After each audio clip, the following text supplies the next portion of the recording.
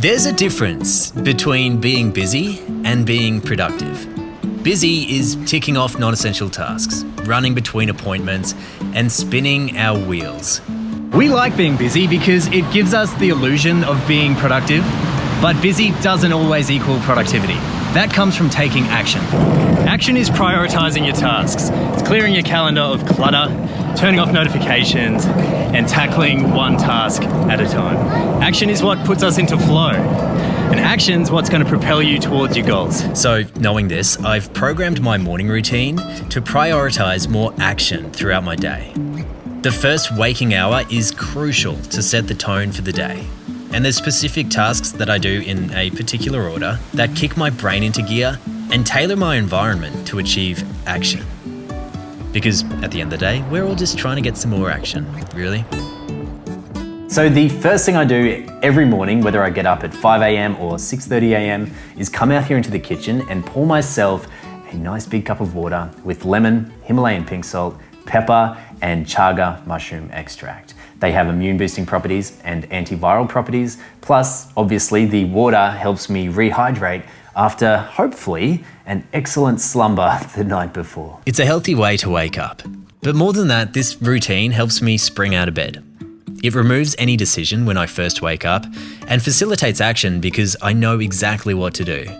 If you're trying to wake up earlier, I recommend a water routine like this to help form the new habit. Now, step number 2, and my mum will be proud of this one, is make the bed. It seems so simple, but when we make the bed, we condition our mind to tackle one task at a time. And that's the key to action, as I spoke to in the intro. Tackling one task at a time and giving our attention to just that thing without multitasking and without being distracted by 1,000 competing priorities. Because in the morning, my impulse is to check my phone and check 1,000 things. But if I can resist that and simply focus my attention on completing the bed making process, it goes a long way to telling my mind that that's how I want to behave that day. It's almost like whipping it into line. Making the bed sets the tone for a more organized, less chaotic day. It conditions my brain to focus on one task at a time, and afterwards I'm rewarded with a nice feeling of accomplishment. So after that, I will come out here into the living room and sit in a position which stretches my legs, stretch out the hammies, stretch out the groin, and I will then do some breathing. Now, I'm no expert on Wim Hof breathing technique, but I'm pretty sure this fits into that. I will just simply inhale through my nose and exhale out my mouth as deeply and as quickly as I can, repeating that for about 20 repetitions. This breathing method is claimed to oxygenate our tissues and reduce stress. The reason I include it though is because it wakes me up. It gets me buzzing and connects me to my body.